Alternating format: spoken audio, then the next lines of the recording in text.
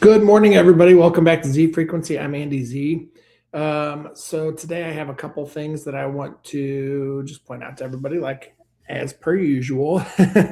Okay, so this first one is a video. Well, I'll play it and then we can talk about it afterwards. So someone from that had experience in special forces and the intelligence community. I was running by the list with them, and they said you need to take those two names off your list and never talk about those two people ever again. If you and they said they would have no problem having you killed. So this is a problem. First of all, I mean, we kind of knew this was the case, that everybody's afraid for their lives, but we need somebody that's willing to risk it all and be honest. Um, the problem is the threat of death is what is keeping people silent. So, and I'm not suggesting that he should come forward and risk his life by any stretch of the imagination, but at some point, if you come forward and say these people said that these people could potentially kill me, but these are the names, you're not going to get killed, or they're completely implicated. So we just need people that are going to be brave enough to do that. If somebody handed me the names, I'd do it. I mean, you just have to come forward and be public. So it just takes one person with a backbone, and I would do it myself. I genuinely would do it myself if I had access to any of this stuff. So anyway, the next thing that I want to talk about is, I guess the last show that I did, or episode, whatever it's called, instance, was a lot of Trump's cabinet laying hands on him. And I told everyone that it gave me a weird feeling. And then I ran across this video, and now I know why I had such a weird feeling. So let me play this real quick. Strike and strike and strike and strike and strike until you have victory. For every enemy that is aligned against you, let there be that we would strike the ground, for you will give us victory, God. I hear a sound of abundance of rain. I hear a sound of victory. I hear a sound of shouting and singing. I hear a sound of victory. I hear a sound of an abundance of rain. I hear a sound of victory. I hear a sound of an abundance of rain. I hear a sound. Okay, I'm taking her off because I don't like what she's doing. I did not even tape the whole thing.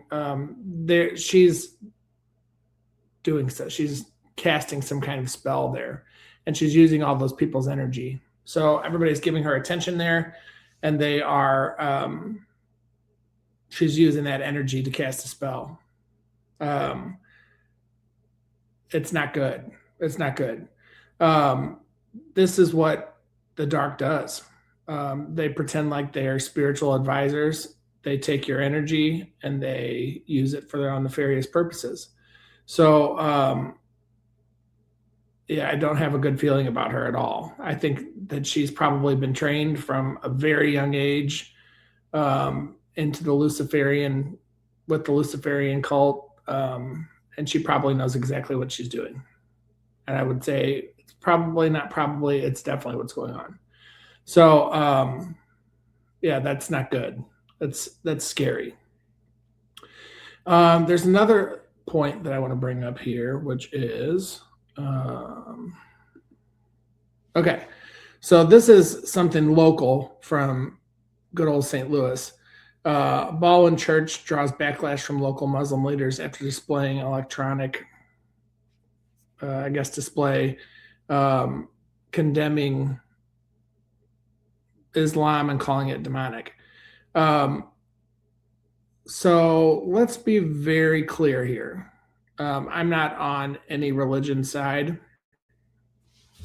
There are demons riddled in every single church, every religion. it's a control mechanism. And I'm sorry for those of you that are religious. You're welcome to not take anything that I say to heart. Totally fine. But that's what it is. It's a control mechanism. So you're not allowed to question any narratives. You're not allowed to go against what this book from 2,000 years ago says. It's all a control mechanism. So, and again, I want to stress to everyone, you have to think for yourselves. And this actually reminds me of yesterday. I was talking with Dr. Andrea Martin, and she was talking about, we were kind of talking about manifesting. And I very much believe in manifesting. I know for me, if I start my day out grateful, if I get myself in that grateful frequency, my day falls in place. So I don't necessarily have to make the best decision. I don't have to worry about what to do. It just falls in place. It all just happens. So for me, I have had the experience over and over and over every single day, if possible, that I have put my energy into being thankful, which is the same frequency as loving. And my day falls in line from that. I don't have to worry about things. It all just works out. I don't have to worry about bills. I don't have to worry about, am I going to get there on time? It all works out. I don't have to worry about it. Like, that's just me. So, and I think that's been my experience. So Dr. Andrea has had not the same experience. So she said, look, I've been, doom and gloom my whole life, and I've had a great life. And she's also said, I've been having the best, most loving, thankful day of my life, and I've had terrible news. So, and she wants to see a scientific method with it. And that's her experience. That's her perspective. What I would like to see us all starting to do from here on out is talking about these things and still respecting each other. And you can be friends even though you don't agree on everything. We've had a lot of people in this community that have a narrative that they invest into, and then they cut out and demonize people that don't agree with their specific narrative. And the reality is, we don't know the truth. We don't know the truth. Nobody does. So I think it's important to remain open-minded and really start living in your discernment. I mean, that's really what is the best to do. And my truth is different than hers. And that doesn't make either one of us liars. I mean, at the end of the day, she and I both have the same mission to take this cabal down and to change the world. We still have the same mission. We're both telling the truth, but we have two different sides of the story. So that doesn't mean that we should be enemies or that we should condemn each other or that we shouldn't even respect each other. I have a ton of respect for Andrea. She is a brilliant individual. She has a reason that she believes the things that she believes. And I just don't, I share a different opinion. And that doesn't mean that I'm cutting her out. We're still friends. We can have different opinions, and that's okay. So this is the kind of attitude that I think we all have to adopt going forward, because what they've done is programmed us to align so strongly in our beliefs that we cut other people out. And that's exactly what they want, divide and conquer. And then eventually you've cut, okay, like let's look at our political system. I hate politics, but we've got left wing and right wing.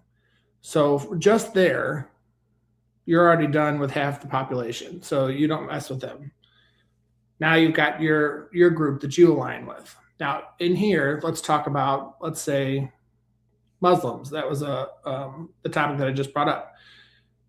Half of the people are okay with Muslims. Half the people are not okay with Muslims. So now you're down to 25%. And here we are. You've got 25% of the population that you can agree with and everybody else is done. Look at that. And that's just two. That's just two strikes down. Then you could say, are you more neutral or are you more devoted to it, whether it's left or right? There goes another, you're down to 12.5%, and that's nothing. That's nothing. And we're at three different decisions. So I really, really would love to encourage everyone to start respecting other people's opinions, trying to understand where they come from. And even if you don't agree, that doesn't mean they're not your friend or you don't have to respect them or, we really have to start putting the ideology aside and seeing each other as people, as souls. So, that's my little Sunday rant and rave. So it's the time change. Those fuckers still have it going. I hate it, but I also am up early. So this has made me wake up at a more normal time. So I know there's a lot of people that are able to sleep in. They're like, oh, I hate it. I'm like, oh my gosh, I'm quasi normal now. I wake up really early. So, and actually today, I woke up my clock said 4:45. I've been waking up at 3 and trying to make myself go back to sleep, which isn't, it ends up not being good for me because I feel like I get too much sleep and then I'm like dragging. So 3:45 was a really good time. I was like 4:45. This is amazing. And that's like sleeping in for me. And so I'm just still early, but slightly more normal. So anyway, thank you guys for tuning in. Remember to stay up, stay positive. Even if you don't believe it, Dr. Andrea, I think it's a good mindset to have either way. If you're not building your future, just to stay positive. You don't have to. That's your choice. And I'm not going to condemn you for it. Anyway, have a great day. Thanks, guys.